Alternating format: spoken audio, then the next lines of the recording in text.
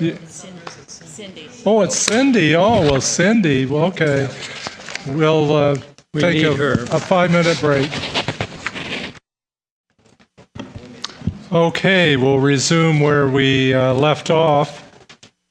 And that was on item number 15, Aquapasa Financial Assistance Request.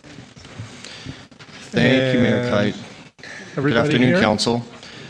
Sean, Yes, sir. you're in charge here? Well, I don't know about that, but I'm going to present the report. Okay. So following the recent adoption of the Property Improvement Program, Jerry Keller, the owner of Aquapasa at the river, expressed an interest in participating in order to assist in the refurbishment and rebranding of his restaurant. Aquapasa is in its 10th year of operation, and Mr. Keller believes that a rebranding effort is necessary in order to attract a wider customer base and help stem the recent decline in sales at the restaurant. The current lease for Aquapasa expires in September of 2014. Mr. Keller has identified the high number of retail vacancies adjacent to his restaurant and the numerous property-related issues that currently plague the river as problematic to his decision to invest a significant amount of personal capital into the rebranding effort. The improvements being proposed by Mr. Keller include those to both the exterior and interior of Aquapasa. Exterior improvements are estimated at $94,000 and include a renewal of the entrance, upgrades to the terrace, and new signage. The interior improvements are estimated at $225,000 and include reupholstering banquets, new painting of the interior, new lighting, design enhancements, new tile work, renewal of the hostess area, and numerous upgrades to the kitchen space. The exterior improvements as presented would qualify for assistance through the existing property improvement program with a $10,000 grant for signage, a $67,000 grant for other improvements, and roughly $17,000 in business owner funding. Because only exterior improvements are eligible for assistance through the program, staff brought the request for the interior improvements to the council subcommittee of the Commercial Development Subcommittee consisting of Mayor Kite and Councilmember Hobart for discussion. 3 options for assistance were discussed. Please note that all options are conditioned upon Mr. Keller entering into a new 10-year lease for the Aquapasa space. The subcommittee endorsed an option that would provide an 80% loan equal to $180,000 at 5% interest. The loan would be fully repaid in annual installments over 5 years, and this loan would be personally guaranteed by Mr. Keller. The first alternate option that was discussed is providing 80% of the cost to be provided as a straight grant, similar to the structure of the Property Improvement Program. The remaining 20%, roughly $45,000, would be the responsibility of the owner. The second alternate option that was discussed is providing a 5-year loan for 80% of the cost, or $180,000, with the owner responsible for the remaining 20%. The loan would be forgivable with 20% forgiven in each year of the restaurant's next 5 years of operation. Of the 3, alternate option 2 is the one that staff supports. Of the 3, we believe this option has the greatest chance of resulting in a new 10-year lease of the rebranded Aquapasa, and it requires the restaurant to remain open for the loan to be retired.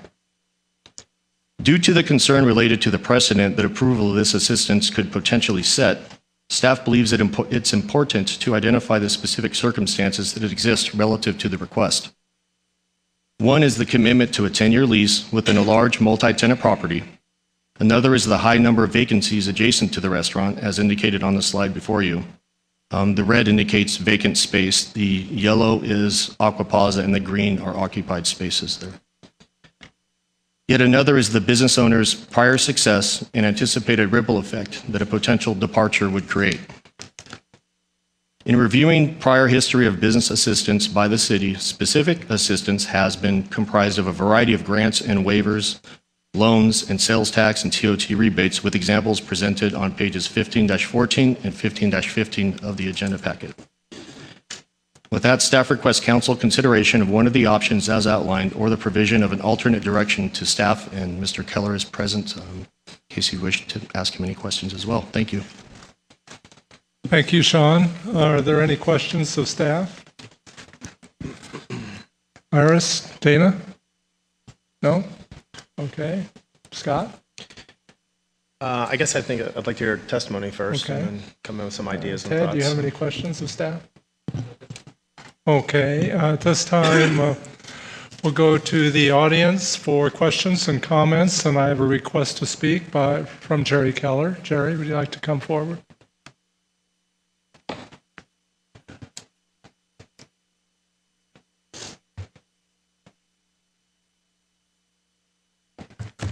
I was going to say good afternoon. I'm going to say good evening. Good afternoon. It almost is good evening. You've spent the better part of your day here, Mayor so Kite. you deserve a few minutes. Thank you, Mayor Kite, City Council members, and City Council and City employees. Happy 40th. I've been a resident of Rancho Mirage for 25 years, and Lulu and Aqua Pots has been around for almost 10. On the art affair, my wife's father is, I think, the oldest living artist in Rancho Mirage. He's 101 and a half, and every morning he is oil painting and does a terrific job. So we'll get him to maybe show his stuff sometime. Lots happened in Rancho Mirage over the last 10 years for Aqua Pazza. A lot of good and some problems. We moved in almost 10 years ago. A couple years afterwards, Cheesecake Factory came in, a major restaurant operation in the U.S. We compete with them. We compete with Fleming's. We compete with P.F. Chang. We compete with Yard House, all large regional and national restaurants. I think we do a pretty good job. We really work at it. In the last couple of years, we've had problems with traffic diminishing. One of the things we loved about the river was the fact that we had a substantial amount of passers-by coming into the restaurant. 3-4 years ago, we used to keep 25% of our reservations on the weekend and during season open for people to come in. We always wanted to be able to service them. We don't have that problem anymore. Our volume's gone down every year for the last 3 years, and the potential for more spaces being leased at the river for the next couple of years, I hope is good, but it's going to take several years to come back. I'm very impressed with the current management at the river. I've been working with the asset manager, who I met personally in New York, for the last several months on a new lease.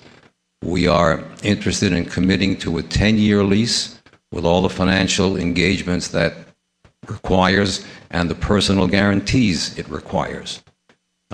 He's very good to work with and very understanding of what I need, and I fully understand what he needs because we do own some real estate ourselves, some commercial real estate, so I wear two hats in my life. We're very close to working out a long-term 10-year lease with all the proper guarantees to do it. We're anxious to work with the river and the city of Rancho Mirage to bring the river back. It's our goal, with the renewed lease and the renewed look and the name change to Aqua California Bistro, because Aqua Pazza is, first of all, hard to pronounce. You can't spell it, and we're not an Italian restaurant. So the name change is important. The look is important. We have a gorgeous new logo that we've worked on and we're ready to roll out. It ties in nicely to Lulu California Bistro in Palm Springs. We did 2.5 years ago, we opened up Lulu with Palm Springs City blessing and some financial assistance from them. We repaid that within 6 months in extra taxes. We do what we say we're going to do, and I'm anxious to make the river again downtown Rancho Mirage. That's my goal, and I want to do it. I'd like a little bit of city help to do it if I can get it. It's something that I think done together we can create more value, more people in the river, and keep Rancho Mirage growing as we want it to. So that's pretty much it. Questions from council? Questions down this side? Okay. Thank you, Jerry. Okay, just a couple quick things I just noticed. We do spend more money marketing and promoting Aqua Pazza and the river than everyone else in that center combined. We need to, being an independent, we have to create an image and a value for the restaurant competing against those monsters. So it's just another thing we do. Thank you. Would you like to take a couple of minutes, and I know you've read the staff report, comment on the various options that have been discussed in the staff report and your Yeah. opinion of those? Be happy to. The 5% loan is appreciated. Money at 5% is always nice. It's not spectacular. It is available in different places. So I do appreciate that, and it's a nice thing to offer. The second alternate, I think, is fair because we intend to be in business for more than 5 years. As I say, I'm signing a 10-year lease with all appropriate personal financial guarantees. That would work out very well. There was a discussion at one time of some type of tax rebates, kind of like the hotels get with when they do build-outs. That would be acceptable too. I want to go ahead with this. It's a project that I'm excited about. We've gotten everybody ready to go with the appropriate design and construction. So basically, alternate 2, some kind of tax help, would work very well. Okay. Any questions, comments down on this end? Scott? Jerry, I'm just wondering if you can comment a little bit about why it's important to keep restaurants fresh and rebrand. I mean, you're a very experienced restaurateur, and you've hit a home run at Lulu's, and in the past, you've hit a home run with Agua Paza. There would be some that would say Agua Paza is doing a killer business. Why do you need to do any kind of a remodel right now? One of the options is just to renew the lease and do nothing at all. I think that would be a mistake. After a certain number of years, restaurants need a new look, need a new feel. We're revising our menu, not tremendously, but enough to make it a little more exciting.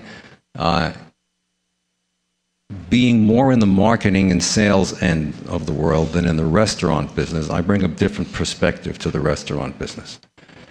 I'm not a chef. I can't cook. I can't eat. Everything I've read, everything I've seen tells me that it's time to change the name, number one, because it's always been a detriment, and number two, just to give it a more refreshed, lighter, brighter look for the newer crowds coming into this area. There's a younger group of people coming into the whole Coachella Valley, and they like a different look, and it's time we do it. So it's just time. Is it a scientific research fact? I can sit here and say, yes, this is what it is. No. But it's something that should be done, and it's something that will work extremely well. And I think it'll be good for the river. I think if the river, and we intend to help the river market itself and have it grow, if we're investing in the river, if we're investing in a new look, if we're investing in the restaurant, I think it's going to encourage others to come into the river and take some of the vacant storefronts away. I've heard you say a number of times how Lulu's in Palm Springs that you've opened has been such a phenomenal success, way beyond what you had originally envisioned. Is just closing Agua Paza altogether an option that you're considering right now? Every option's on the table. Lulu has been a spectacular success. We've just been totally lucky being in the right place at the right time with the right venue. And one of the reasons I went into Lulu where I did and when I did was because I appreciated the amount of walking by passerby traffic that Agua Paza had always enjoyed. And I knew that spot on Palm Canyon Drive, next to that huge Mexican restaurant, I, by some simple math, was able to figure out there were roughly 250,000 people walking by that spot every year. And if I could bring some of them into an attractive restaurant, not everybody can eat Mexican food 7 days a week, we could do some business. Well, we made it attractive, we made it interesting, we priced it right, a lot of things came together. And so the interesting thing is that the passerby traffic that we're lacking now at the river was one of the reasons we went into Lulu. And Lulu is just eating up a lot of our time and staff. It's running twice our original projections. We had to double the size of the kitchen last year. And one of the discussions we've been having is, do we take the staff we have and take the top people from there and move them over to Lulu, run one restaurant without the, not aggravation, but the consistent problems of running good restaurants and keeping good help and maintaining an excellent face to the public and good food, and doing it in 2 big locations instead of 1. But I love Rancho Mirage, and we love being here, we love living here, and I love the river, and I'm very impressed with the current river's management. They have an excellent, intelligent, young asset manager. In the past 3 years, they've had many asset managers, so this person is good, and he's here to stay. And I like working with him. And so I'd like to support him. Just one last question, Jerry. We've done a lot of one-off deals with other entities like the Ritz-Carlton, et cetera. Desert European Motor Cars come to mind with their new Audi, et cetera. Why should we do a case-by-case assistance program with you and with Agua Paza? What is it about your restaurant that makes you rise to the level of this special consideration that we're providing today? Thank you for nice. It's okay to brag on yourself a little bit. But, Thank you for nice, easy questions. It was interesting looking at the Ritz-Carlton build-out and the gorgeous restaurant they're putting in there.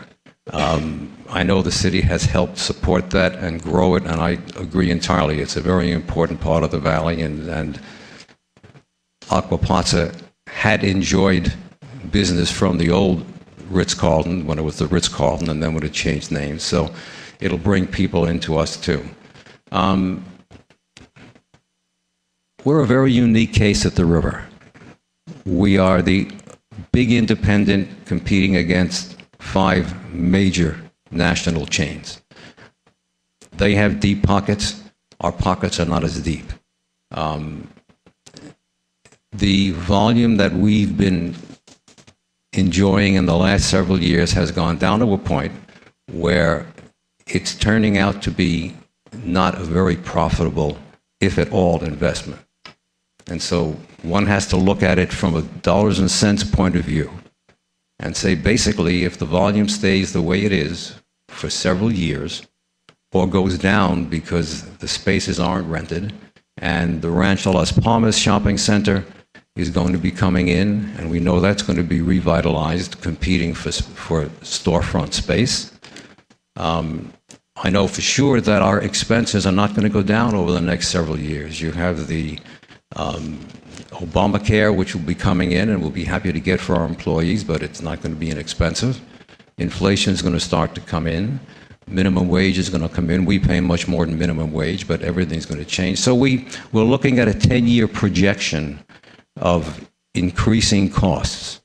And unless the river comes back reasonably soon, our volume is not going to increase as much as it should to cover these costs. So it's a black and white financial picture. And despite that, I think that we could work to make it work, and I think we can help the river come back. And as far as I'm concerned, I love this place, I love this town, I love the river. I'm very impressed with the new people running it. Carol Zale at the river is a terrific, terrific manager of the river. She works very hard, she's very bright. And the asset manager I'm working with, I'm extremely impressed with. So I would like to personally work with them for a long time, and that's why I'm willing to invest over 10 years and invest a good deal of money and personally guarantee it whether we make money or not. So this help to redo the inside would help us to create a new look and not have to put too much capital out up front to do it, or at least with capital up front and the prospect of paying it back at 5%. And the rebate program that's been proposed is something that you seem to really like. So if you fronted the money but then had a tax forgiveness for a period of time until it equaled that amount, that is an attractive option to you, which is The tax option is very attractive, and the 5-year forgiveness is very attractive. Anything along those lines, I would love to work with. The loan at 5% is nice, but not so much. yeah. Jerry, I don't want to negotiate this whole deal with you while you're standing up there. That's okay. But I just wanted to kind of clarify the recommendation that the subcommittee made where we proposed a certain amount of money for the 5%. Are you uncomfortable with the dollar amount of the loan or the interest rate that we're proposing to charge on that money? Well, in negotiating with the river, one of the discussions I had with them would be the fact that I had expected or hoped that the city would participate in some of the build-out with me. So as part of the negotiations with the river on the new lease, there would be no TI money available. It's very simple. Either you get TI money and you get better rent, or you get no TI money and you get better rent for it. So it's always a balance between TI money and the amount of rent you pay. So the problem with the river is that the CAM costs, the costs to run the river, are reasonably high for the space you have. But it isn't the amount of money. The amount of money is fine. I think the interest rate is, since I suspect the city gets 2 or 3% on their money if they invest it with somebody, and I'm personally guaranteeing this loan if I take that offer. 5% is kind of a high rate for it, and basically I was hoping for more than that. Okay, so you're okay with the concept, it's just the interest rate that you would like to see reduced? Well, no, I would rather see the tax rebate of some type or some type of other, like Proposition 2. That would be much more acceptable. If I have to borrow the money to do it, I've just got to go back and re-examine everything that I've been looking at for the past half a year since I knew this lease renewal was coming up. Bear in mind, I had 2 5-year renewal leases, which I did not take because they were negotiated several years ago when business was good and going up, before we lost 8-10% of volume, and they raised the minimum rent considerably, and those options did not work in today's marketplace. So I did not take 2 5-year options that I had. When I originally came in the river, we had 2 5-year options. 3 or 4 years ago, I negotiated 2 more because I felt it was an intelligent thing to do. Now I realize it wasn't that intelligent because business has changed a lot, so I did not take it. So as of right now, I have 10 months, a little bit less than 10 months to go on this lease. And my options are to fix it up and stay, do nothing and stay, look at other options. I have not been seriously considering lots of the other restaurants and cities that are talking to us. As you all know, it's not important. We did look at some other locations in Rancho Mirage, and they would require too much to do. So I like the river. I like the location. I think we can do well there. I just like a little bit of help staying there. I like the council and the city to be with me in doing this. I think that you have money set aside next year for programs like this. I think it's going to be important that the city council and the mayor provide real incentives for businesses to come here and stay here and grow here. I know I work in another city, Palm Springs, and I see what they've been able to do. For 30 years, the city didn't do very much. The last 5 or 10 years with a change in city council, they've been very active. God bless you. It's been a very exciting part of the Coachella Valley, and it's been doing very well, and I like to see Rancho Mirage join that parade and really do very well. And I'd like to see the river be downtown Rancho Mirage again. That's my goal. Okay. Any other questions? Any other questions? I have one question. What is the ownership entity of Aquapasa, and who are the owners? My wife and I own 100% of Aquapazza. We are making Willie... Is it an LLC? Yes, it's an LLC. You're 100% owners of the LLC that owns it? Yes, right. And that's the organization, that company is the company that would enter into a lease extension with Grosvenor? Yes, there's since we're changing the name, we have a new LLC we just formed, and we'll be working in that with the lease arrangement with that. But we are giving to our general manager, Willie Ryan, a 10% ownership in the restaurants, and to our chef, Arturo Casillas, and his wife, another 10%. We're giving He away, deserves it, by the way. I agree entirely He's a with... big attraction. We're giving away 20% of our ownership to these key individuals because of the kind of work they do, because we trust them and we love them, and it's because we believe it's the way we should do business. Over the last several years, they've always gotten a strong percentage of the profits. Now they'll have ownership. So this is the way we do business. We try and be fair and honest and decent and do the kind of work we do, and we try and please the public as well as we can. We try and be as charitable and as good as we can to the whole valley, and it's the way we like to live. So I'd like to continue it.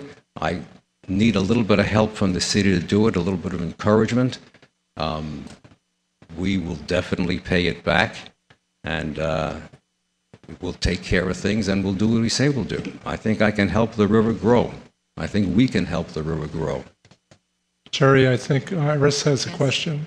No, I actually Oh. don't have a question. Okay. But I do have a comment. Okay. And I first of all, I have to congratulate you on bringing two of the most incredible restaurants to the desert that we have the honor of having.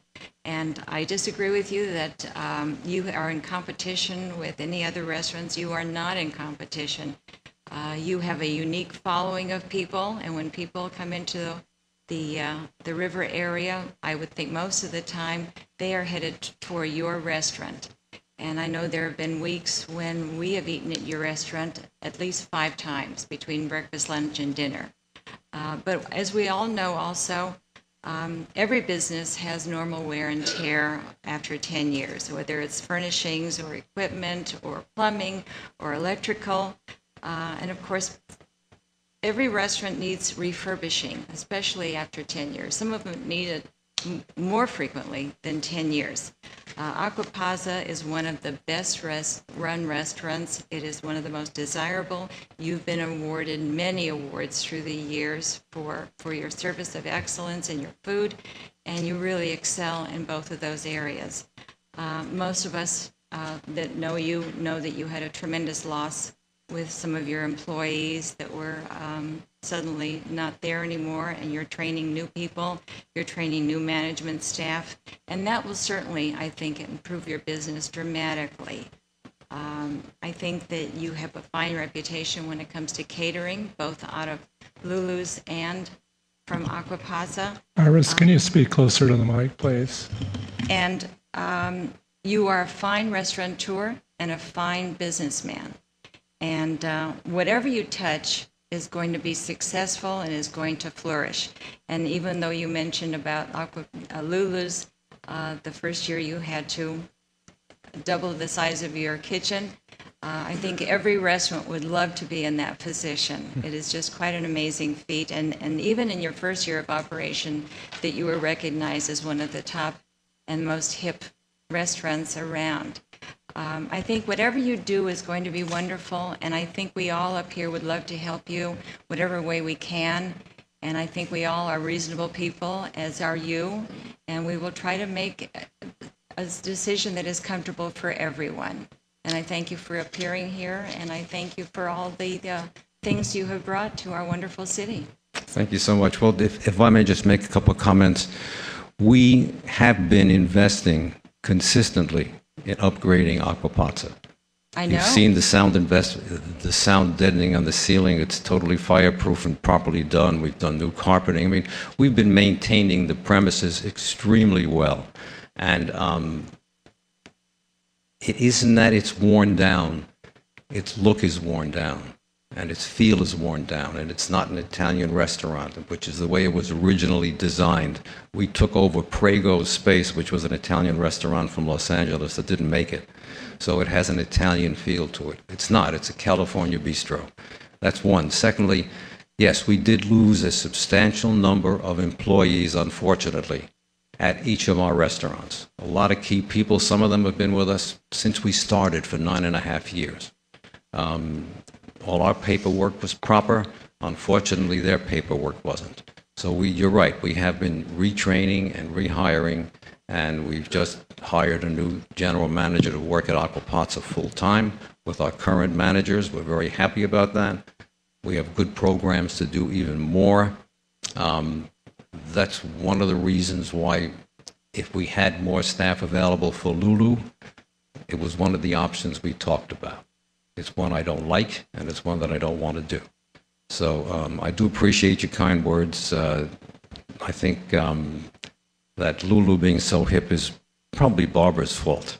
That's my wife. So she's really smart and good. So thank you very much.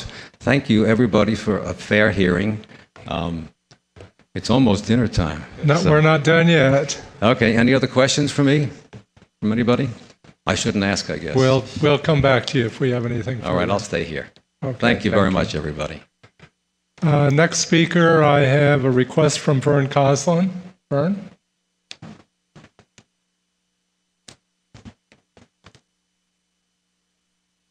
Thank you, Mayor and Council. I'll be very brief based on the hour. I think we all know that Jerry and Barbara Keller have been outstanding citizens in Rancho Mirage and contributed not only from a business standpoint, but personally. I think it's important, as you said in the last item, the river is a key property in Rancho Mirage, and there are plenty of vacancies now. The last thing in the world the river needs, or we as a city need, is to have Aqua Pazza close up or go someplace else. And I think it is clearly important, and I would very much support and encourage the council to approve this request and approve either option or alternative 1 or 2, which I think make the most sense, as well as any tax incentives you can provide. It's a great operation. The river is great. Aqua Pazza is clearly a premier destination restaurant to the river, as you've all commented. So thank you. Thank you. Can I ask the speaker a question? Vern, would you like to come back for a second? We have a question. Between options 1 or 2, why do you prefer them over option 3? Well, option 3 to me was the original loan. Option 3 would be the loan. The loan. I think loan option and 1 or 2 interest. is I think Jerry has said, I don't think the terms of option 1 are that attractive. He can get that kind of financing probably at the bank. He doesn't need the help of the city for that. I think what he's asking for is really the opportunity for the city to partner from an investment standpoint with him in in the transaction. What do you think about the precedent of the city giving money to a company to maintain a business rather than advancing money to bring in business to the city? I mean, isn't that a precedent that is of some importance? I think it is, but I also think it's important for the city to do these one-offs as the city has in other transactions, whether it was helping Audi, whether it's the Ritz-Carlton, or many other investments we've made to either bring business in or help it.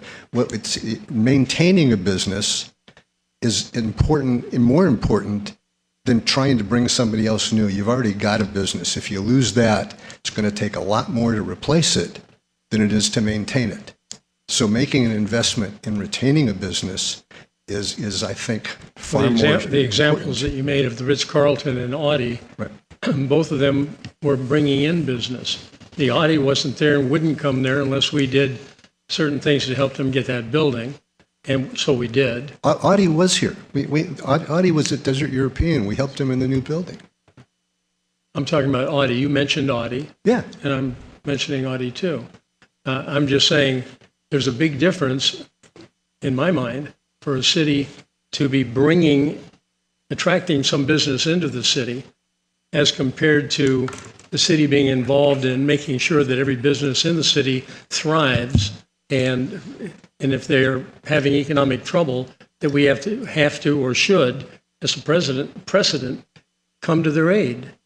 And I don't know if you're making that distinction or if you even think it's a significant distinction. I understand the distinction. I think that it is, however, these are one-off transactions. And I think the city can and should evaluate issues that come before it.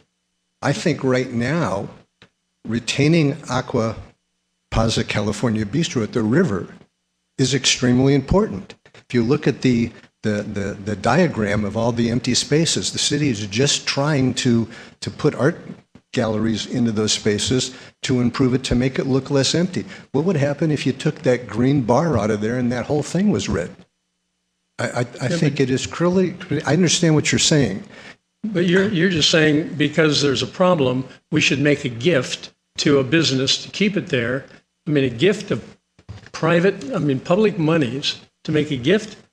I mean, that is a major precedent, as far as I can see, for a business within the city already. You mentioned Desert European Motors, and that may or may not be a good example, but Desert European Motors has produced, on average, $500,000 a year in taxes, sales taxes. I mean, but if there is an exception ever having been made, that's probably the only one that you can think of, and it's the only one that I'm aware of, and it so stands by itself. And I just don't understand. I mean, you're a former banker. Right. I just don't understand the concept of giving money to a retailer to stay in business or improve his business in hope that he stays and in hopes that he improves it. Giving public money is just not something that, in my view, we should be doing to a private enterprise. You created the property improvement program. That was your idea, and we voted on it on September 3rd, and it is giving public money to businesses in Rancho Mirage to improve their properties. I think that it's not a precedent that we're setting. It is a program that we have created, and a number of businesses have already come forward, and this is one more. Why are we not sticking within the guidelines that we approved on September 3rd? It was your idea to create this, which is a great idea. I think it's one of the most positive things that we've done as a council. And we're not creating a precedent. We're simply implementing a new program that we've put in place. And this program, the property improvement program, clearly says that we have the ability at the council's discretion to award more than $100,000 to any business. But this is giving away public money to help existing businesses improve their property. And that's exactly what Jerry's asking for. You're making it much broader than it is. It was never intended in that manner, and we can talk about it, but we are going to talk about it because it is exactly you and I can talk here. about it. We can talk about it. If you had a point for him, okay. I mean, I don't think we should have to stay there Audi for was the already hour. here, right? What? Audi was already here. They were already operating at that facility, correct? Yeah. Yeah. Okay. Thank you, Vern. Thank you, Mayor. Is there anybody else in the audience who would like to speak on this item? I have two jumping up at the same time. So you're the closest. You're on next. Good evening, Council and Mayor. I am Eileen Esky. I'm First Vice President, Branch Manager of Pacific Premier Bank, and Jerry is a client of mine. I know that there's been a lot of nice things said about Jerry and Barbara, and they're all well-deserved. We all know what an important part in the community that they are. And I guess rather than, I think everybody said it very well, that we know Jerry is a man of his word. He is a success in what he does. And I just want to get up here as his banker and vouch for all of that. I definitely can tell you that he is a man of his word. And I just think that by assisting him with this, that it's going to be a win-win for the city and for the river. And I totally agree that there is a program that's available, and if somebody deserves it, it would be Jerry. I think he can bring a lot to the community. Question for you. I don't know whether you can answer this or not, but what kind of a loan could you make today on the amount of money that Mr. Keller would like to borrow? Well, it's 1 3/4 over prime, which is that's a very, it's a decent rate, but it isn't, as Jerry said, a great rate. I mean, Okay. So you'd make them a 2% loan? no, we wouldn't make him a 2% loan, How but much is I mean, prime? we typically start at prime and then depending on. How much is prime currently? Three and a quarter. Oh, so you would give them a higher rate than we would? Well, all I'm saying is that we 2 start. points over prime. I didn't say that. I just said that prime is at 3 and a quarter, and typically as a commercial lender, what we lend to our businesses starts at that rate, and it goes up or is variable with that rate depending on their strength and collateral. And Doesn't go down though, does it? no, we're a for-profit institution. So, but anyway. Thank you very much for Okay. being here today. Thank you.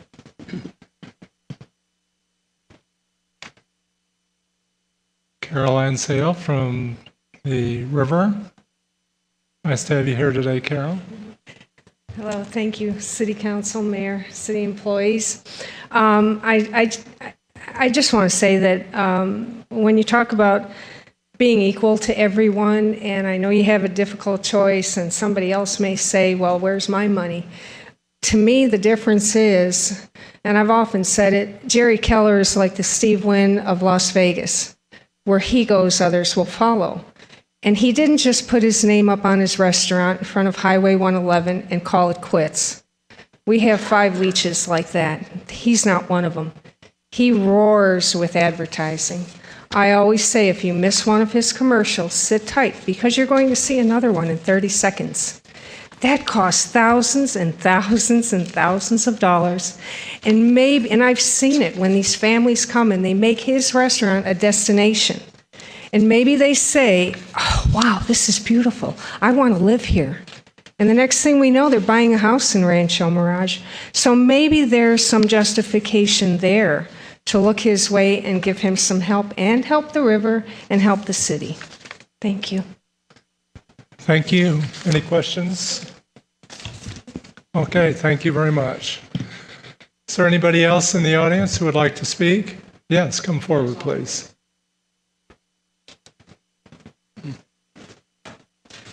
Good evening, City Council, Mayor and City employees. I wasn't planning on coming up here. I was only taking Your name notes. and Sure. location, please. My name is Sat Panesar. My company is Irvine Connect. We're a digital marketing rebranding agency. We recently sold our app to the second largest social gaming company in the world, which is King.com. If you play any games on your iPhone, King.com mostly owns half those games on your iPhone. We just sold one of our apps to them about a year ago, had 1 million downloads. So digital marketing is what my company does. As I mentioned earlier, I'm not here to, actually I wasn't planning on actually speaking, just taking notes. After I read the article this morning about Mr. Keller's request to the city, and I thought it was very, very, very interesting. And the reason why is because Michael and Nicole Botello, which many of you may know, the owners of Wally's Desert Turtle, I'm rebranding. I'm helping them rebrand and do marketing for them digitally. And as Scott knows, the power of digital, it is going to be basically the future of how people find new businesses. And I'm not as eloquent as Mr. Keller, but he's absolutely right. The marketplace is changing. And no longer can we independents, and when I say we, I'm speaking on behalf of Wally's Desert Turtle, can we independents rely on just our local lore and our local reputation? We have to find new revenues from the tourists, from people who are just coming in for the weekend, from the Southern California drive-in market. And everything that Jerry just said is affecting basically all our, what we call true independence. Jerry's been here for 10 years. Michael and Nicole have been at Wally's Desert Turtle since '78. They're celebrating their 36th year in a city that's 40 years old. I would suggest that they obviously are a landmark. Our new branding for Wally's Desert Turtle is a California dining destination. And the reason why I want to bring this up at this point is I didn't know if it was actually appropriate for me to step up here because I certainly want Jerry to get what he needs to keep Aquapazza basically set up for the next 10 years. It's not a case of just trying to make it through. It's what do we need to do to rebrand, to attract, and to get the right clientele to make sure that he stays in business for another 10 years. And he has to basically attract a new generation of people who are finding businesses on their mobile phone, on their iPad, and on the desktop. And that's what we're about at Wally's as well with the rebranding. And so not only do I urge you to absolutely give Jerry what he's looking for, I agree with you, Mr. Hobart, in terms of, is it a loan that we should be giving or should we be giving any public money? But I also agree with Mr. Hines when he says the PIP program was actually put in place for that purpose. And I absolutely think that if we true independence in Rancho Mirage, it's not a one-off anymore. Now it's like, what do we do for these landmark restaurants that we need to keep in Rancho Mirage, that we need to keep because it does attract new business? And I would suggest that if you, together, we're banding together, I guess what I'm saying, we're banding together, that when you make this decision, that you think it's not a one-off, it's actually a collective of independence, true independence that you're basically keeping here in Rancho Mirage. That's Are you advocating that if there was an arrangement of some kind, that this same arrangement be available for other restaurants such as Wally's or others that may want to do the same sort of rebranding? I think from a marketing perspective and a branding perspective, I don't think it's if you give it to one person, give it to everybody. You as the council and you as the experts on taking Rancho Mirage forward to the next generation, you have to be selective in who you help out and who are the ones who actually attract business, who are the ones who attract other commercial entities, who are the ones that people who act as magnets for people to always come. And I would imagine Wally's Desert Turtle is at the top of that list.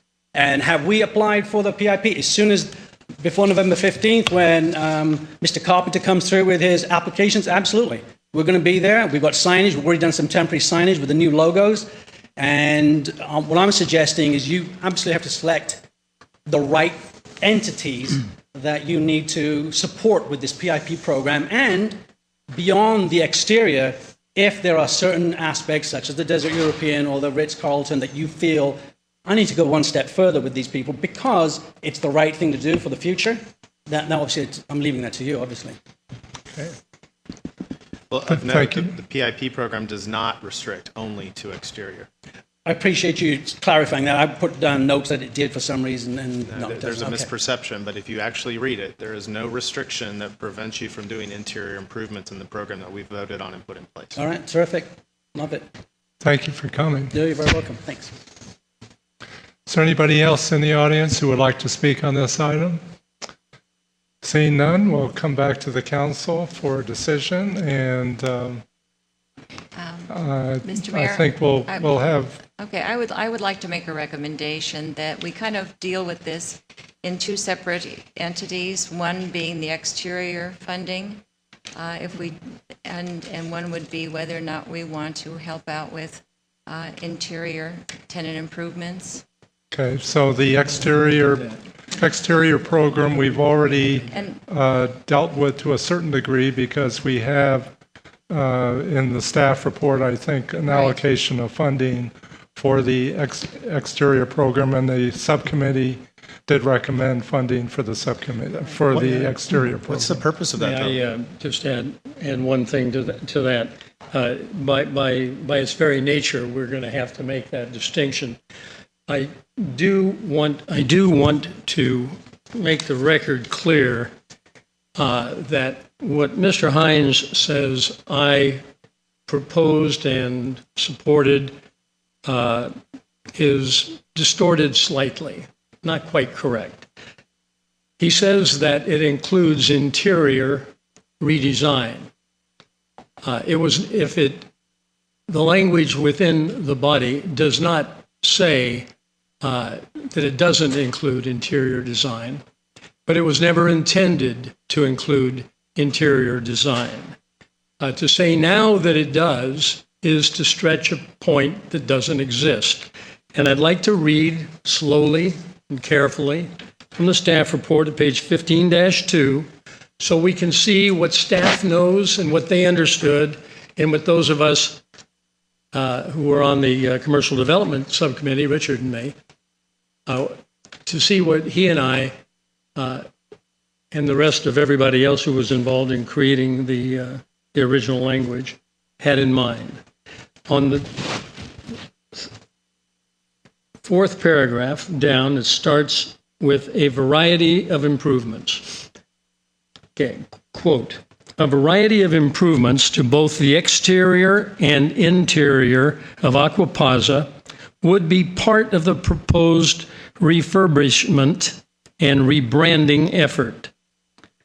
Because only exterior improvements are eligible for assistance through the City Council's recently adopted Property Improvement Program, staff brought the business owner's request to the Commercial Development Subcommittee. Let me just make that clear so that we don't misunderstand. Even though the language, you could argue that the language inside of the ordinance or inside of the language of the program, you could argue that it includes interior because it doesn't exclude it. But I just want to say it again. What staff wrote is what was the intent in creating the property improvement program. Because, quote, because only exterior improvements are eligible. And that remains the case. So the point that Ms. Smotrich makes about dividing the two is essential. And if I may, let me simply, if we want to debate, maybe we should debate that first, and then I'll make other comments that I want to make. Yeah, that's a good idea. Okay. So Iris, were you through with your comment? Okay, thank you. Scott?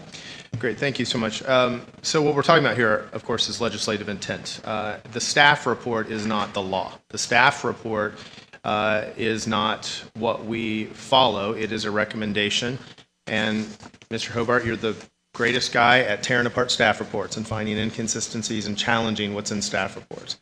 But what we've actually voted on and what is actually in place is the Property Improvement Program guidelines and application.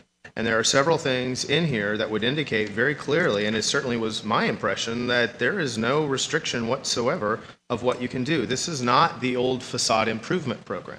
This has been greatly expanded, and that was the intent. And it says here in the opening line of that document that is law, the primary purpose of the property improvement program is to enhance the visual appearance, viability, and long-term success of the city's commercial districts. It also says where they have to be, and it certainly by geography qualifies. It also says then under improvements, the key section, that significant improvements of the physical appearance of a property will depend on the particular needs of the property in question, and that it will include, but are not limited to, and then it lists a number of things, several of which could very much be internal improvements, like green improvements, for example. And then at the very end of the improvements paragraph, it says, that we will consider it based on the overall impact the improvements will have on the visual appearance of the entire property. So I appreciate that there is potentially agreement among the majority that this is what the intent was, but the reality is that's not what we agreed to, voted on, and what is in place right now. And if we need to amend that document through vote and legislative action, that's one thing. But right now, Mr. Keller's request absolutely qualifies for what is in place and what was voted on, and therefore it should not be broken into. I think the real issue is what amount are we going to approve? Because anything over 100,000 is at the discretion of the council, and that's a much more viable discussion than trying to parcel out whether or not he can replace light bulbs versus awnings. So that would be how it would come back. That's just simply not the case. I would say the judge will overrule your objection, if we had a judge. That's unfortunate because you're doing I- damage to these I think the businesses. You have language- another business right here that's saying, I don't need new awnings and paint. What I need is to refresh the look and feel of the experience for customers. If you're going to sit here as a politician and tell these restaurateurs who are experts in their field that I'm sorry, you don't know what you're doing, then I think we got a problem here. We need to listen to our businesses and our constituents and help them with what they need, not what we want to argue about as some technicality. The fact is, they're standing here saying to survive in this new era that's not the old era, I need to have a hip, cool, fresh look to my restaurant, and replacing the windows is not going to cut it. So, get over this technicality argument and let's listen to our constituents and help them be viable businesses. Scott, thank you very much. And I appreciate, you've said it very well, eloquently, that let's listen to our constituents. Let me tell you what our constituents say.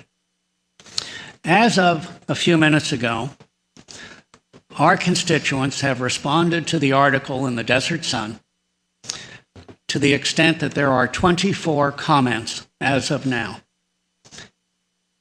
2 are positive, 22 are negative. The comments basically say the city has no right to start spending money for tenant improvements, that this is the responsibility of the owner. I received telephone calls along the same lines before. We are the stewards of the public's money, and I accept that responsibility.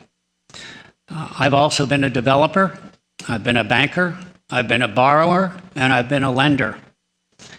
And over my history in real estate, never have I ever been able to finance tenant improvements. Those have all been my own personal responsibility.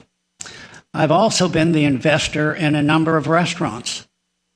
All of the money that went into TI work was either personal funds or, conceivably, the landlords.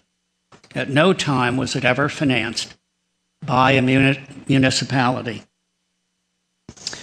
I think that the intent, regardless of parsing the words, the intent is to provide a facade, an exterior. This program was originally designed for the 111 corridor. If we now start financing tenant improvements, we have a significant number of situations that come about. What prevents many other businesses, restaurants, etc., from asking the same request? The gentleman just said about Wally's. Now, all of a sudden, we're going to be judge and jury as to what qualifies. What happens if Mr. Westman comes and says, I will rebuild the Chart House, this iconic structure, if you will provide the money for the interior? What about the Crab Pot that put in a fortune and the city did not finance a dime? What about the many restaurants or the many retailers that hopefully will come to the Rancho Las Palmas shopping center, which is also extremely important to the city? Every one of those people are going to want assistance. It is frankly impossible to provide tenant improvement funds for everyone that wants it. I think that the Aqua Plaza is a fabulous restaurant, and the Kellers have contributed greatly to the community with their philanthropy and their business acumen. I applaud them. But on the other hand, we have a responsibility to our constituents and to our residents to be good stewards of the funds. And I personally feel that this situation does involve 2 different sets of financial structures, one for the interior and one for the exterior. I can heartily endorse the exterior. but I struggle greatly with the interior. Ted, if Thank that's you, a- Ted. Can I just follow up on what Ted was saying? In looking at a lot of the proposals that have been made by staff or by Jerry Keller, one of the issues that's a little bit different than what we're talking about right now has to do with tax credits and tax rebates.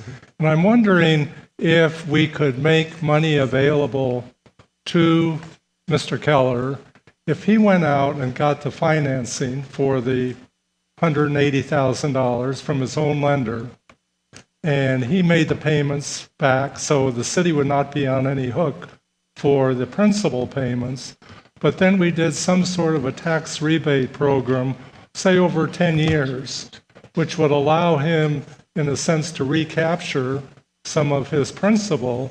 But we have done tax credit programs in the past, obviously, as we know. This may be a way to try and meet the needs of the businessman and at the same time not utilize the city's capital. The amount of the loan would stay with the city, and in effect, we would be doling that out over 10 years, and he, in a sense, would have the money from his own lender to make the improvements. How is that different from a grant, just over a longer period of time? It's us giving money to somebody to stay in business. Yeah, and we've done the tax credit rebates in the past. Where? We've been, You say Desert European? yeah. Yeah. Well, Desert European stands off by itself. Okay, It's not. But if I'm you- just saying, here's an opportunity. If we wanted to do part of it or all of it, we have an opportunity where we could give him, say, a 50% tax rebate every year over a 10-year period of time. And it may be considered a grant, but I think it's also considered a way we've done financing in the past. If And I I was could just comment quickly, since in the staff report, we did attach examples of prior programs, just to clarify for the record. The Desert European deal is in there, and it's already been discussed on whether that's a standalone or not. But just to clarify for the full council, the first item there, Country Inn and Suites, Applebee's Restaurant, that was $400,000. That was to bring them in or to keep them in? That was in combination with both, in that the TOT rebates were over a 7-year period after they had opened. So it was $400,000 in rebates over a 7-year period for their operations. Was that Similarly, agreed to before they started business there, or? it's my understanding, I wasn't here at the time, but it's my understanding that the deal was they built their facility, and then provided that they remained in operation for 7 years, they would get those rebates. Okay, so there was no. What year was that? That was in 1998. So the developer built. Nobody here has that history, but Well, that's partly Yeah. why we put this together, because the subcommittee had asked for some information. Secondly, number 5, the electric car distributors, which was in 2000, in addition to outright grants during the project being started, there were $300,000 in quarterly sales tax rebates over a 7-year period. Obviously, if they didn't remain in operation, they would not get those rebates. The Northern Trust Company, $150,000 loan instead of rebates, but that Zero was interest. zero interest, but then it was forgiven each year, 10% per year over that remaining time frame, assuming that they stayed in operation, and they did. Patios Plus was $30,000 in annual sales tax rebates over 5 years. Pavilion Supermarket received $625,000 in 1996 for a 2-year operating covenant that was not paid back. It was simply for their time in operation. And finally, the last one that's on that attachment is the Standards of Excellence from 2003, where it provided they stayed in operation for 5 years. They received a total of $400,000. So that's just to clarify for the record what has been taking place in the past. Let me comment about that. If you look at that particular analysis, and you go down the line, the Country Inn Suites in Appletree was, frankly, to have it built out and attract them. But take a look at the history of these. Country Inn, 15 years ago. Desert, 12 years. Desert European, 7. Desert Square 12, Electric Car 13 years, Northern Trust 11 years, Patio Plus 12 years ago, Pavilion 17 years ago, Rancho Las Palmas 13, Rancho Mirage Plaza 12, Standards of Excellence 10. That was for exterior mainly. That was a different time. That's when redevelopment funds were also available to the city. Although, yes, this has been included in the staff report, frankly, I think it's somewhat misleading and distorted. And I do too. Ted, can you address my question to you regarding the issue of tax rebates and how that fits into your scenario? Well, I'm not sure about that. Again, I think that essentially what Dana said is accurate. What is the difference between that and basically a loan that's being forgiven? It's still basically a grant. I mean, a grant is a grant is a grant. It's based on performance to a certain extent because you're taking a certain percentage of the sales tax, and you're not forgiving a debt or you're not taking on a debt. So I think it's a little bit different. And I guess the issue is if we wanted it to work, we could make it work. And if we don't want to make a loan for interior, we're not going to make a loan for interior, regardless of how we do it. But guys, you approved the property improvement program on September 3rd, which is a grant program, a multi-million-dollar grant program that gives money away to businesses with no expectation of repayment. Did you not for read it when you exteriors. voted for it, or have you changed your mind since? That's exteriors. We haven't changed our minds at all. But no, That was everything Ted always is saying intended is that to be it's absolutely exteriors. wrong to make grants to anybody. That's what I No, hear that's you. not what I'm That's what I saying. hear you saying. No, that's incorrect. And we do No, want I'm people all to for ask. making, no, that's, People you're didn't participate misquoting me. People didn't participate in the facade improvement program to a significant level. It was not a real popular program. We were just rolling it out. We weren't really getting a lot of responses to it. So that's why we expanded this property improvement program to be more things than just facade improvement. Outside, exterior, that's what we expanded. It used to be it could only be the facade. Now, for Mr. Keller's business, the Aquapanza, it includes all of the outside, which includes the area where seating is and the covering for seating. All of the outside would be included because we passed the new ordinance, not an ordinance, a resolution program. Because we passed it, it's not just for the door that he wants to put or the sign he wants to put up. It can now also be used for the exterior seating and changing that around.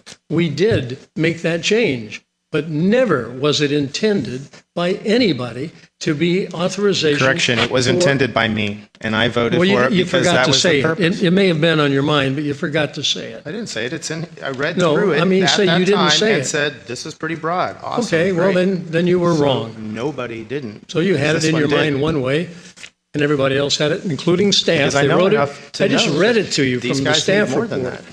Staff report makes it clear. Okay, I think we are back to where we started this discussion What is with. it? I think we with just have to Iris decide if trying we to- can do option 1, 2, or 3, and 3 being the loan, and then we can go through that. Iris, you were talking about breaking this into two parts, is that correct? Right. That's Okay, what so I- would you I- want I to think- describe what your proposal was again? Well, I think that we need to separate them as far as what we're going to actually fund, as far as the exterior, and if we're interested in funding or making a loan on anything on the interior. I think that there's a $70,000 funding opportunity that we could grant if we wanted to say, okay, we agree with this $70,000 and we will provide that for your exterior improvements. And Which is the 70,000? I Well, thought it was started a little with- bit more than What's it, that. 77,000, is that it? yeah, Yes. but there was, That's the 77, which comes from the 80-20 split, right. $77,200. and that comes from the original amount of, 94, done Right. on an 80-20 split? Yes, Okay, yeah.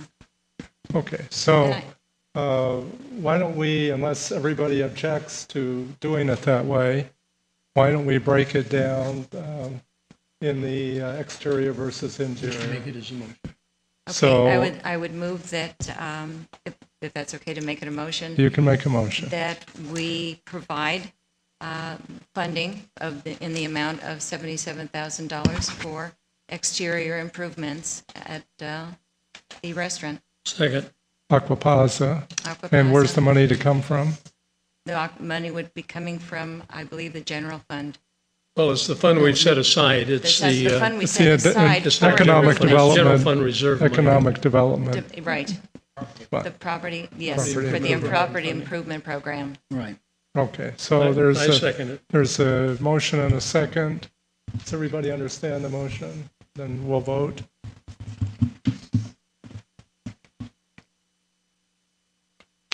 And the motion carries 5-0.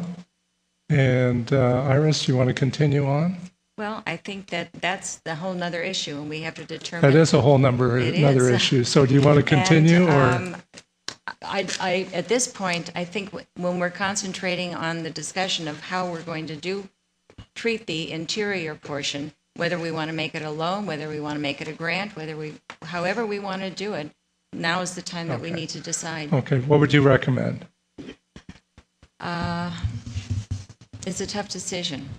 I would like to provide a certain amount of funding in the way of a loan at a reasonable, or something that we can all agree upon that would be an actual loan with a payback and at a reasonable interest rate Okay. that we could all And live with. so that was the proposal that the subcommittee made.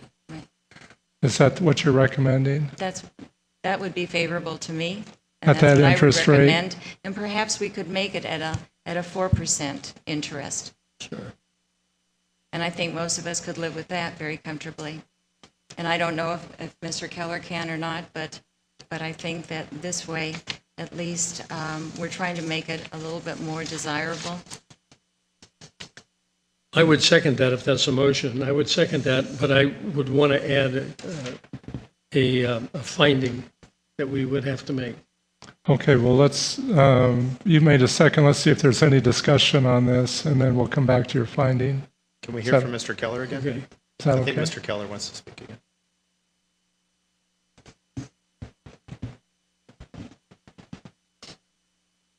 Okay, we're going to go back into public testimony. That's okay with everybody? Okay. All right, look, I'd like to clarify a couple of things, folks. Number one, I had the same discussion in Palm Springs with the money they gave me for Lulu. There were a number of comments very similar in mydesert.com about the city giving us money. I saw the comments this morning. First of all, I don't even know if they're Rancho Mirage residents. Number two, there's always a group of people who act like that. So, yes, not everybody's happy about it, and the ones who aren't happy about it make a lot of noise. Just like if someone unfortunately gets a bad meal, a lot of people hear about it. When we continue to provide good food, not enough people talk about it. That's just the way it is. Secondly, when I came to a discussion with Mayor Kite and then also with Dana about doing this, I had seen that new proposal for the PIP, and I also was confused about whether it was only for facade or exterior or interior. Now, I appreciate and I certainly thank you very much for the okay for the exterior money. We really appreciate that. So honestly, I don't want to or need to come here hat in hand. That's not why I'm here. It isn't the money.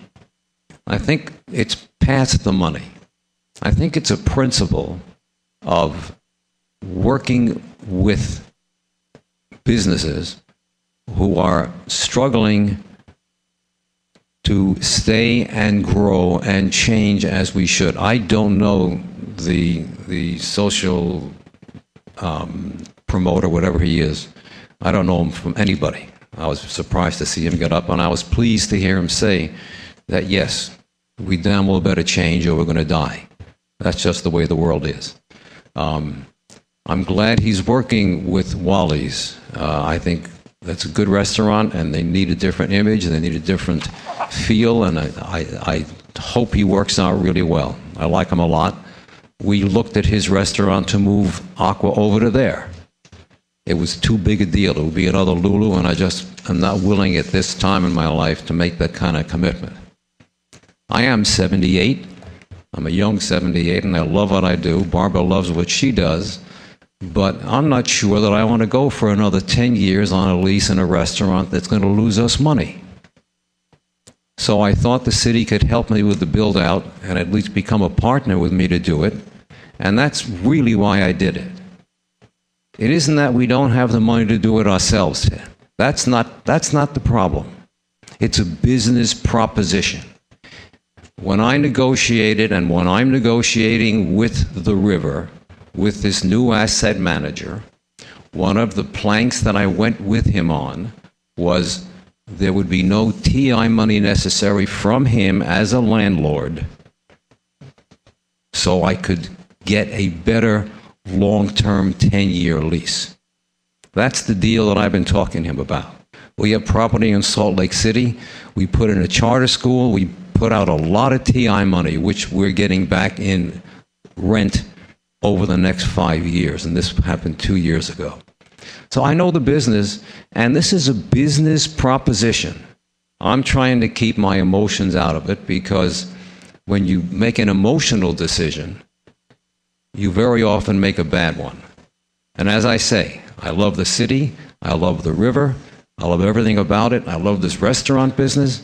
Practically, we would be better off with one big restaurant with the staff we have, and concentrating all our efforts and best staff in one place. That's a business decision. Secondly, I don't need to take on 10 more years of financial involvement and guarantees with the river to be in a losing proposition that's possible if the river doesn't come back the way I hope it will. And I'd like to help it. So emotionally, I'm deeply involved in this. On a financial basis, believe me, I did not come here hat in hand to try and get some money from you folks. I don't need it. It's a business proposition. And I hoped the city would help me with the business proposition. I hope the city would be even more creative with other businesses, other people, other companies that want to come into Rancho Mirage, that may want to lease a store on the river and may need some kind of unique help to do it. You have $9.5 million to spend, guys. I want to see it spent creatively on a case-by-case basis. You're smart business people. You've been around. Yes, you can conserve this city money all you want, and it's going to be here for a long time, and it's a nice city, and you got plenty of tax revenue coming in, and there'll be a few more houses built. But unless you get aggressive and intelligent with how you're going to get more businesses into this city, we're not going to have a hell of a lot here. You have a shopping center on the river that has had 7 asset managers in 3 years. This latest guy is terrific, and he's here to stay. He's moved his family to Philadelphia. I want to help him. I like him. He's a terrific young man. I love Carol Zale. She's a terrific manager of the river. But I've got to tell you guys, you're going to have the same thing with Rancho Las Palmas Shopping Center. This city and this city council has to become very creative, very smart, work with the hotel people. You have some great hotel people in this city. I was on a meeting with them the other morning out in the Westin, and we talked about setting up a city marketing council and a hotel council like they have in Palm Springs. The hotel people in Palm Springs make things happen, and they make them happen with the city council and with the mayor. and they all worked together hand in glove to bring that city back. Maryland cost a ton of money to bring downtown. And the key business person, Harold Matzner, who finances a lot of stuff and runs the film festival and Spencer's and a lot of other things, was dead against it. Well, they went over him, and he now says it's the smartest thing we could have done. We got Proposition J passed, where we got the city, people who live in the city, to pay 1% more in taxes so they could redo downtown Palm Springs. That was a hell of a thing to do. But it was done by the hotels, it was done by the independent business people. I was on that group because I was a new businessman in Palm Springs. I was very impressed with them. And the mayor and the city council were all for it. So my message to you folks is very simple. This city council and this mayor have to be creative and strong and interested in bringing this city retail back.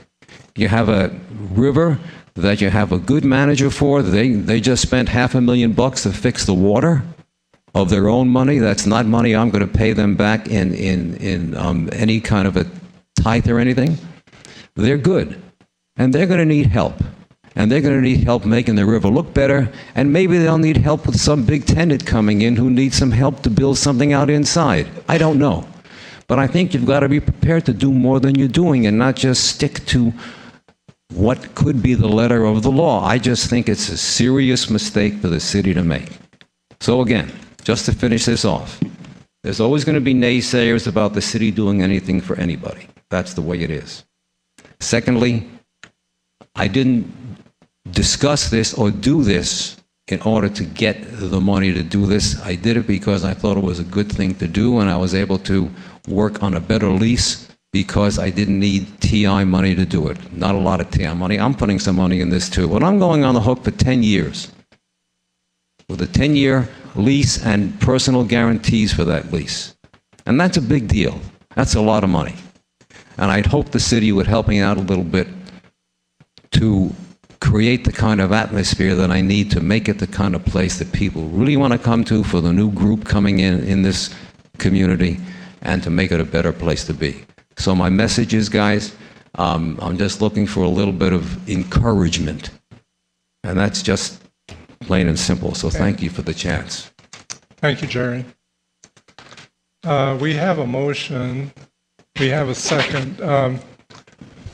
Iris, can you clarify the amount of the loan that you're talking about?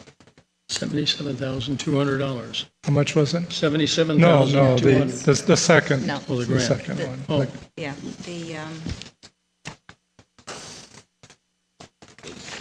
180,000. It's 180, yeah. 180,000. 180,000. Okay. The question I have is, are we better off risking $180,000 on a long-term loan, or participating in a tax rebate program where we have no risk? I totally agree with you, Mayor. I think that, and the full amount is actually $225,000. That 180 is the 80%, 20% that comes with this PIP program. But if we're throwing out that window, then we need to look at what the actual cost is of the interior improvements, which is $225,000. And I would support you in a move to basically do a 10-year tax forgiveness program and equal annual installments of that $225,000, and be that the way that we resolve the interior piece. And I'm also curious from Isaiah we haven't heard from our finance guy here. Well, Might be nobody's able to- asked him a specific question, and he's not a member of the council. So why don't you want us to go down the line and ask everybody? No, I'd like to ask Isaiah, what It's is a policy the impact issue. of It's a policy issue, and I'm sure he's not going to want to get involved in it. the tax Well, rebate has I a did talk has a with- financial impact, and I'd like to hear from the finance director as a member of the council. I did talk with Isaiah this morning about the various alternatives, and he does have some information that might be useful to the council in making the decisions. So Isaiah, if you'd like to just go over those issues that we talked about, or not, it's up to you. I would. I think my thoughts may be helpful to the council when they make their decision. My role here with the city is obviously the finance director. And so I approach this basically as a business decision for the city. So whether it fits under one program or another, or we create a new one, I think is a little bit out of my realm, but what I really focused on was what's the right business decision here for the city? And so when I look at it, because sales tax information is confidential, I can't give you the actual numbers, but maybe I'll use a different example that I hope that people can understand. Is what we're talking about here would be like using $1 of taxpayer funds to invest in a business, and what the city is going to get in return from that business staying in our city is $6. And so what the city gets is a net profit of $5. So, you know, I hear Mr. Keller, and I can see his numbers, and I can tell you that from a business perspective, if we are able to go to our residents and say that the city will make $5 off this deal instead of losing out on $6, I think that's worth discussing, and I think that the council would probably be pretty safe in saying that no resident is going to come complain about that deal. There is something that complicates this factor, and it's, are we setting a dangerous precedent when you look at doing this type of thing for just one business? And for me, because that played into the business decision, you know, my thought process was, okay, well, let's look at the circumstances that we're faced with this decision. And the key points that I focused on here is we have a reliable sales tax history because Mr. Keller and Aqua Plaza has a 10-year history with our city. So I looked at that 10-year history, and, you know, you've heard the comments. It's a very successful restaurant for us. The other item that I considered was the location of it. It's at the river. And for me, I consider that the downtown. I love going there with my family. I love walking around. My son really likes the water feature there. And so I think as a city, we've already invested in the river through the redevelopment agency. And so that just plays in with the city's original investment, is this important location that does have high vacancies. The other thing that I considered in my business decision was how long is Mr. Keller talking about staying in our city? And it's a 10-year lease. So to me, that was significant. That's 10 years of sales tax revenue that is now going to flow into our city. So if another restaurant can approach us that really faces these same thought processes and they want our help, you know, that I think that we should be willing to listen. And especially as we look at economic development into the future without a redevelopment agency, I just would hate to see one of our really premier restaurants leave the city because we weren't willing to invest that $1 with them. May I respond, Mr. Mayor? This is not an issue simply of profit and loss to the city. And you may assume that the company will be there 10 years. Somebody else may assume it. He's 78 years old. He's already told us that he's tired, and I can surely understand that. This isn't an issue of do we make money from it. If we adopted that kind of reasoning, every single business in this town would come to us and give us a similar process. Hey, we're going to leave if you don't give us a grant. And you have to look at it this way. You're going to get TOT from it, or you're going to get sales tax from it. And therefore, there's a profit to you. That's not what we're here to do. We're here to decide a very practical question. And that question is it appropriate to spend city's tax revenues to assist a private business establishment already within the city? Is that appropriate? And that is the issue. And you can phrase it, Mr. Mayor, as a tax rebate. He can phrase it as a profit to the city. All of that stuff doesn't mean anything when you get down to the issue that we have to decide. Do our residents want us to spend tax revenue for the first, second, and 500 businesses that come in here with an argument or a threat that they're going to leave? In your argument, Isaiah, you even postulate the potential that he will not stay at the river because we don't give it to him. If that is a threat, and Jerry's been very careful not to make that threat, but if he made the threat, that would close the door as far as I'm concerned. Anybody that wants to negotiate like that is not going to negotiate with me.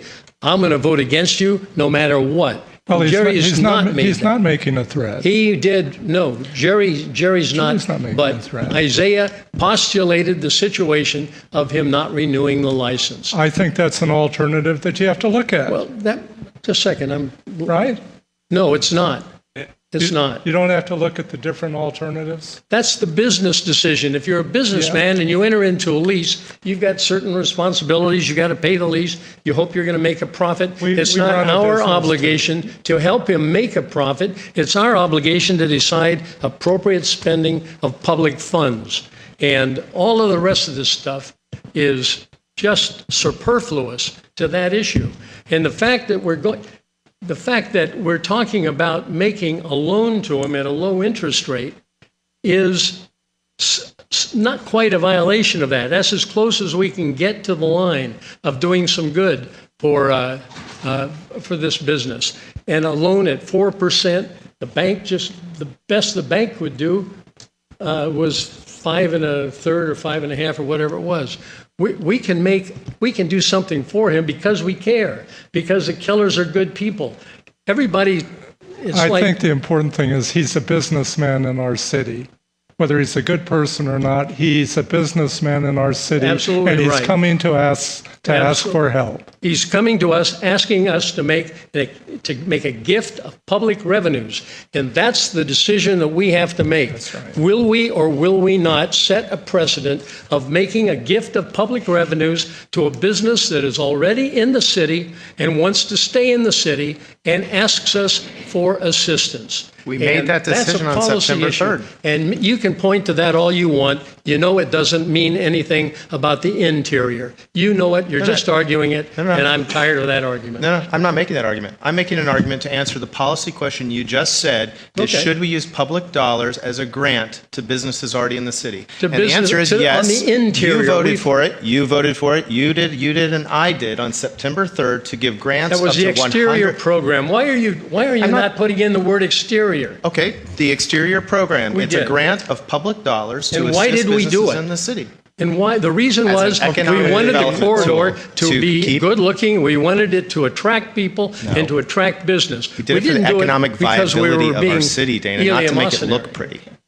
It's for the economic viability of our city. That's why we put the grant program in place that gifts public money to businesses. We already decided this. We're just now deciding how much and what it can cover. But we decided a long time ago, Ted and Dana, that we would give grants of public money to businesses To to help exterior, them. for exterior, it was just, well, fine. all it was an But we did enlargement of approve the that. exterior program. That was it. So we've period. answered your question. Nothing else. Okay, I'm going to ask Ted Weil if you'd like to make any closing comments before. Well, only from this standpoint. Again, my struggle is the overview that Dana expressed from the standpoint of, is this appropriate from the standpoint of our responsibility in handing out public money?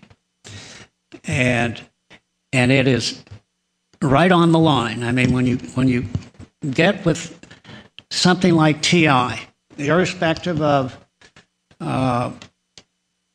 Scott's position regarding this document, I still feel it was an exterior motivation and document. Lower, getting past that, I struggle with the fact that this is an interior loan, but I could probably get over that. I would go along with making a loan that was repaid back to our residents over a period of time.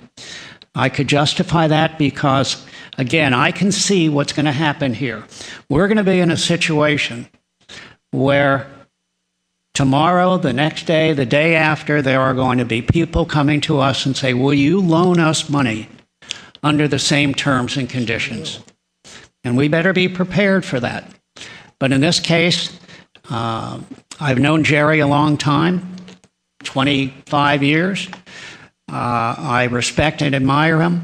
He's been a credit to the community, and that causes me, great joy.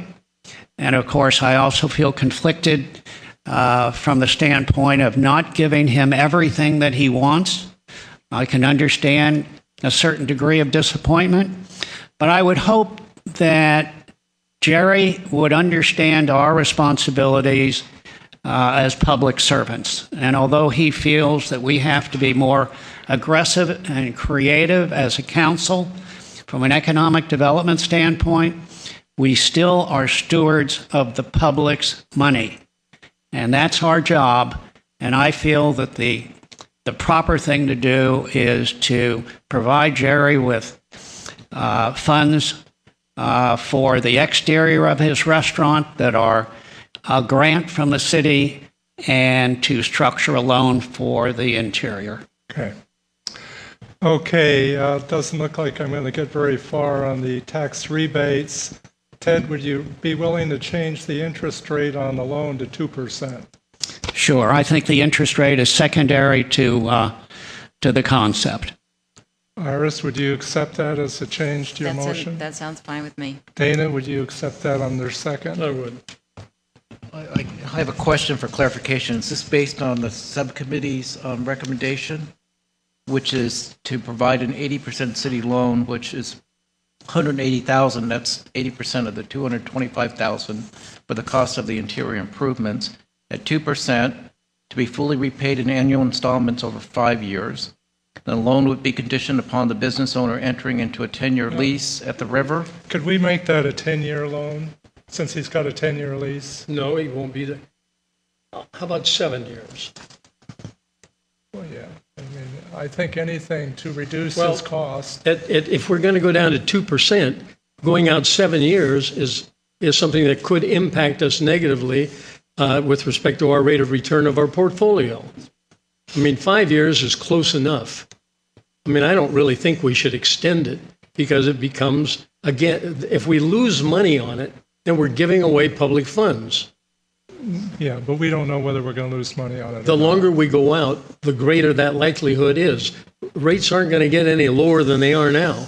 But at 2%, we're still going to be making more than what we're making on our portfolio right now. Maybe a half point or something? Can you answer that with a yes or no? Yes. Right. Okay. A half point or so. Okay. So it's an unknown factor. I'm just thinking that if we could tie the loan to his lease, it all works together. It gives him a little bit of a break as far as the cost. And maybe he doesn't even want to go that way. He's already said he can do his own It's up to him to financing. decide. Right. We just have to make our own decision. So Iris, you agreed to the 2% change? But, yeah, you did. You sure you did. And you agreed to the 2%. But there's a little bit more that's got to go into this. One, what I think has to go into it are 2 points.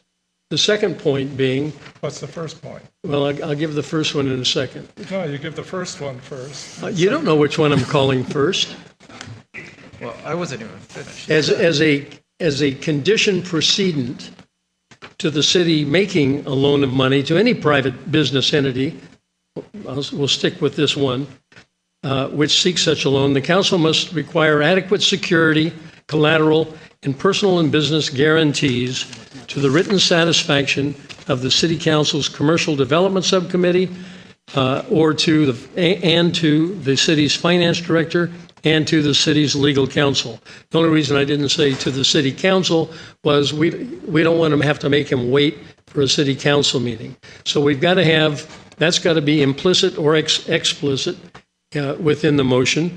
And the other condition is this: to keep us from being swarmed with requests for loans by everybody and his brother in this city, we have to have some special reason why we're doing it for Aquapaza. And I think we meet these criteria that I'm about to spell out. I think we can do that.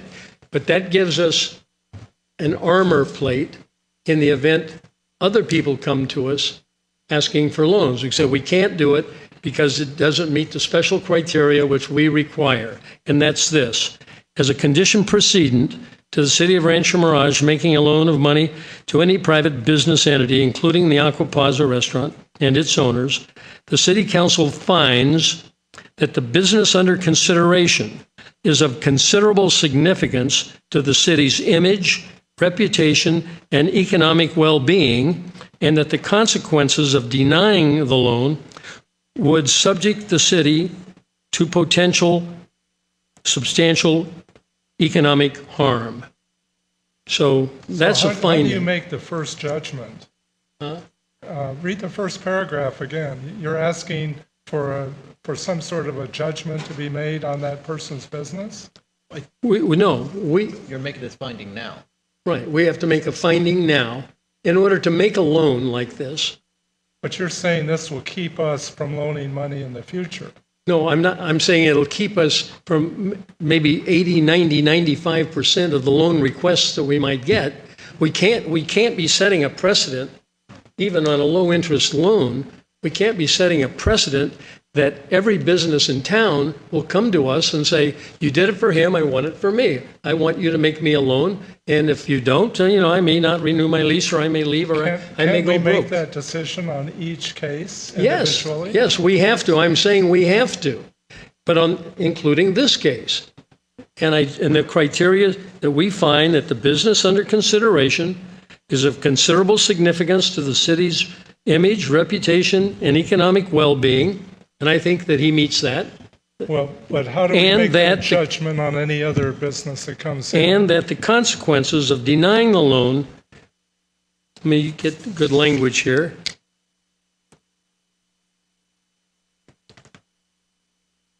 may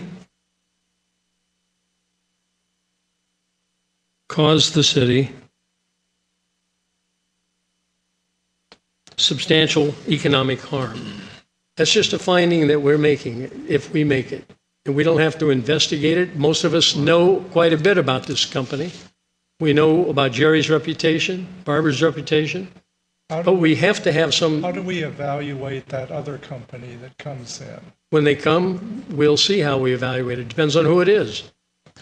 Well, yeah, that's why it seems kind of superfluous to put this whole... Well, I can tell you this, I'm against anything without findings. I just make that clear.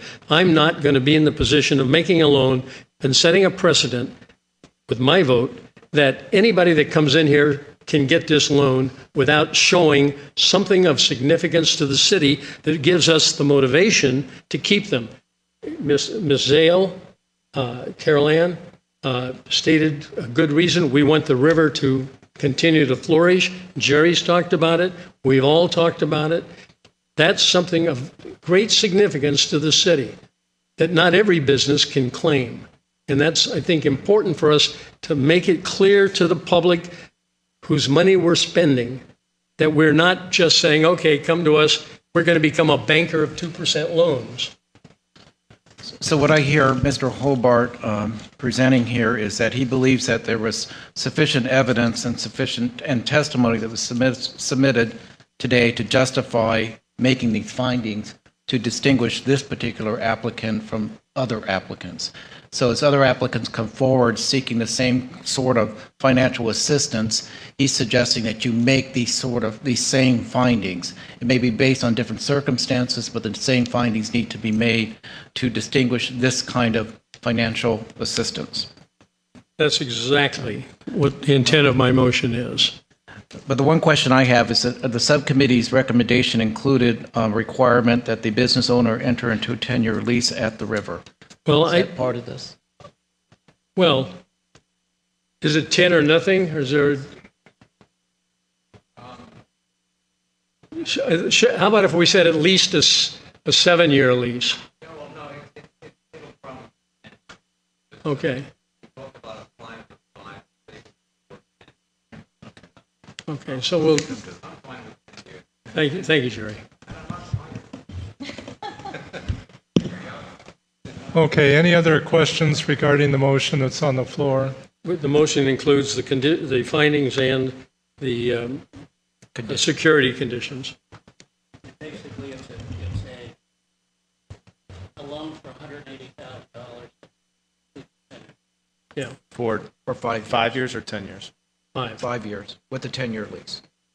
With all this. Or we'll say 7. No, I don't want to go to 7. 7 is just too far out.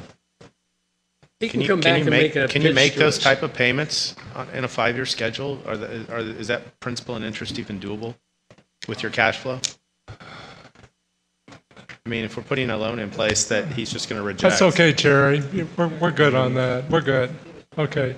We don't want to keep on running you back and forth here.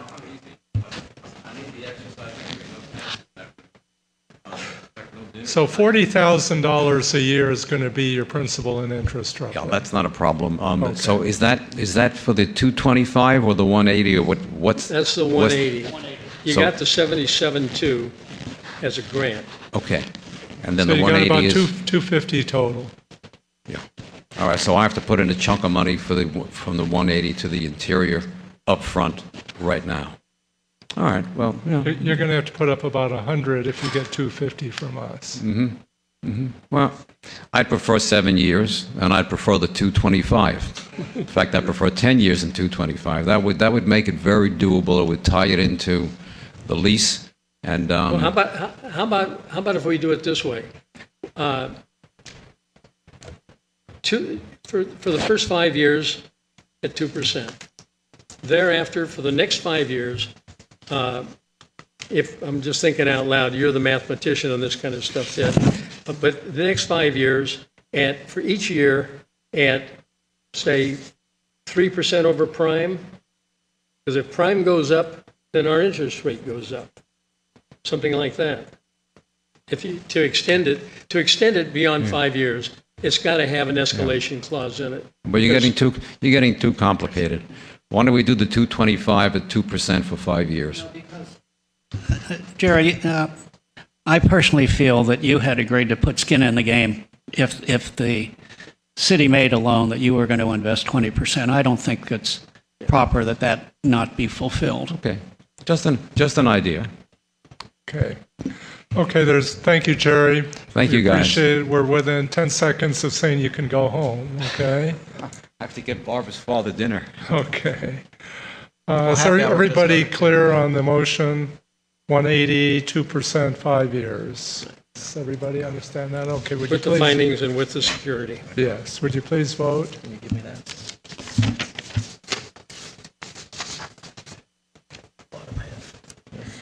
And the motion carries 5-0. And we'll go on to the very last item of the day. And why wasn't that the last one?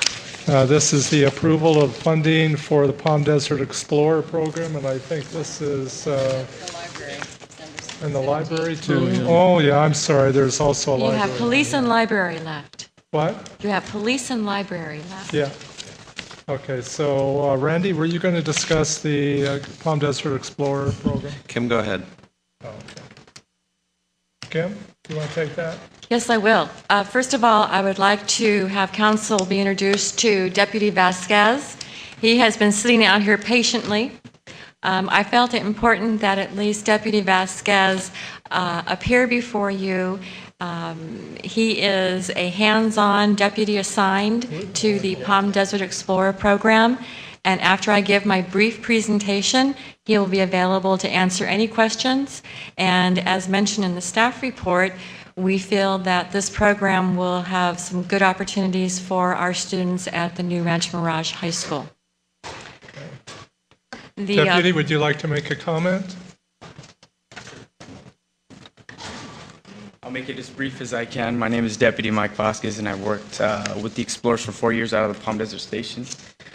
I'd just like to say we appreciate the support that the City of Rancho Mirage has given to us over the last few years.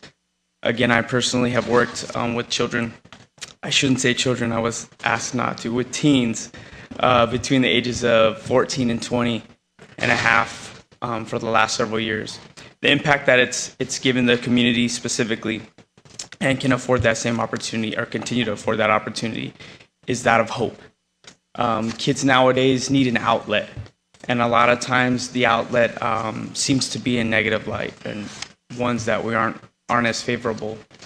For us specifically at the Sheriff's Department, we provide a lot of opportunities for kids not only going into the field of law enforcement, but those looking to do community service and build their resume for colleges and further education.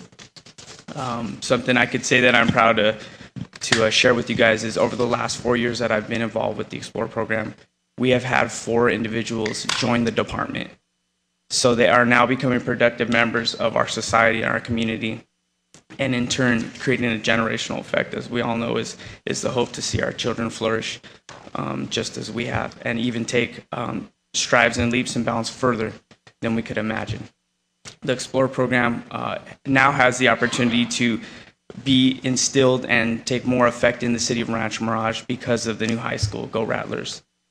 So, working with Deputy Decker, who's the school resource officer, we are providing that opportunity and another outlet for kids to have an experience with the Sheriff's Department in a positive light with law enforcement and create those opportunities to not only further their educations, but further themselves as individuals and in turn bring back a positive light into the community. So. Okay, thank you for being here today. Sure. Really sounds great. Kim, you have any further comments? At the Cove Commission meeting most recently, our members, our Mayor Pro Tem Smotrich and Councilmember Weil, unanimously with the other members approved funding of $20,000 for 2 years as presented by the Riverside County Sheriff's Program.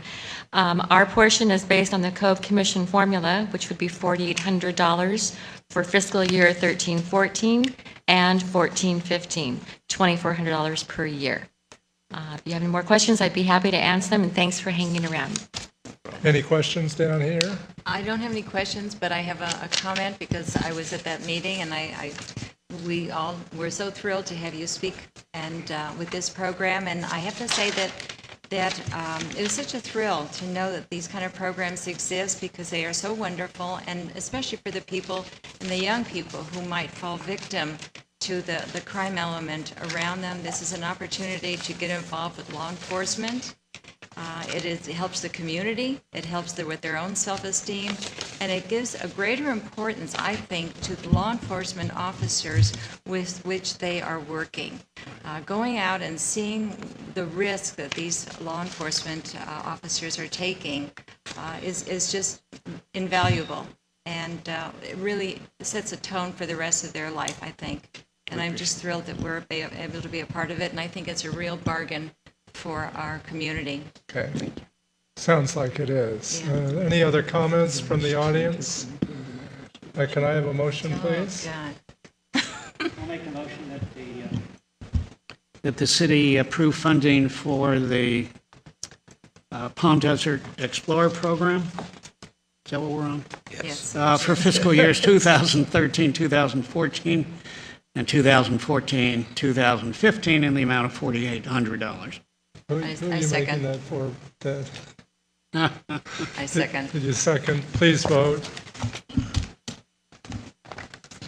After you've been here for about 5 hours, it's nice to get that. Stanford, Oregon is on.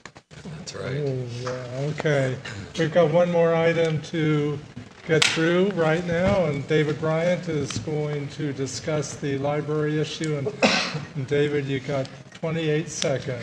Thank you, Mr. Mayor, members of the Library Board.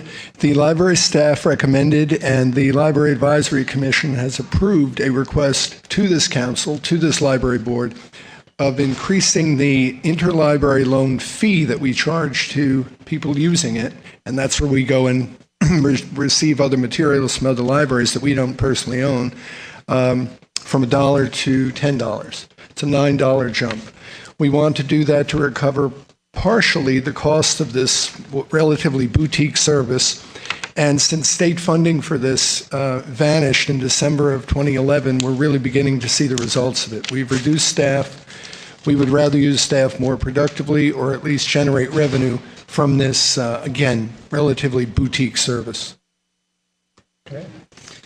Any questions of David? No, it's a Got small any amount. questions? It's a small amount of money. I think that, we've been undercharging for a long time, and so. Okay, Ted, would you like to make a motion on this one? Well, let's see. Do we have a that the interlibrary loans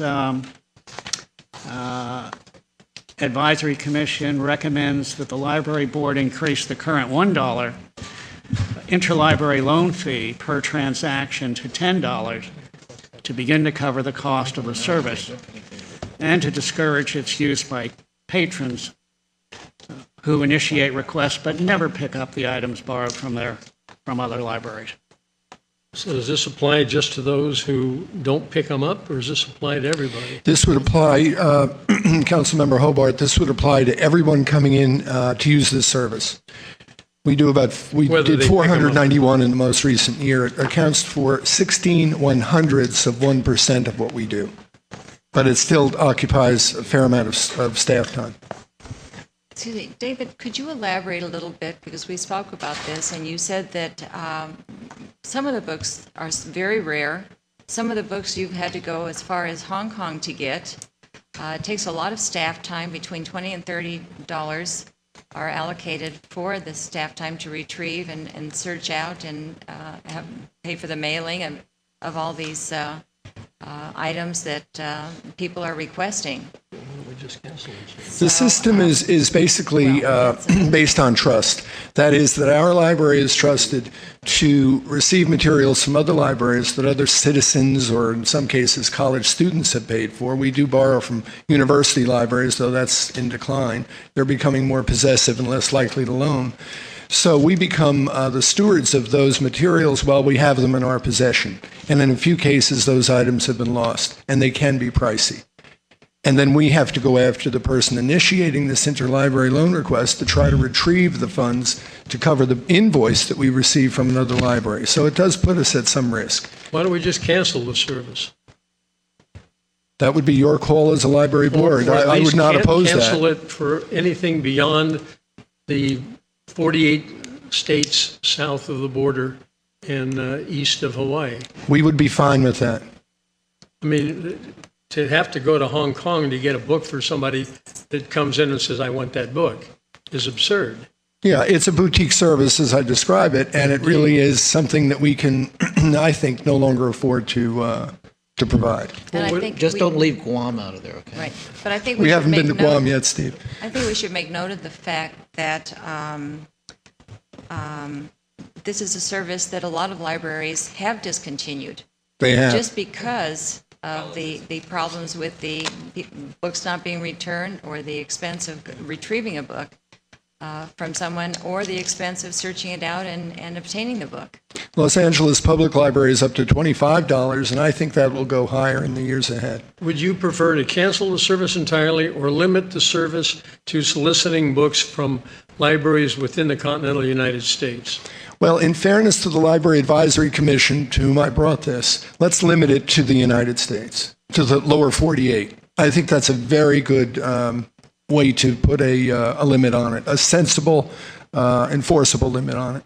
Okay, so the motion then would be amended to add the limitation of soliciting books Only within the 40. within the continental United States. Thank you. You okay with that amendment? Isn't that for me to decide whether the amendment is Do you want satisfactory? to include Hawaii? And it is. It is up to you. Are you And it including is Hawaii satisfactory. or not Hawaii? Yes. Okay. Do I have a second down here? Second. Second, okay, would you please vote? Thank you. Okay, thank you very much, David, and we are going to recess into closed session.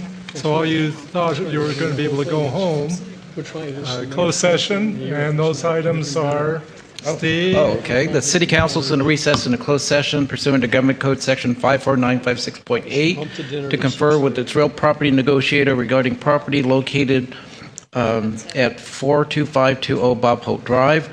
The council will also confer with its labor negotiator pursuant to Government Code Section 54957.8 regarding the Rancho Mirage Employees Association. We're in recess.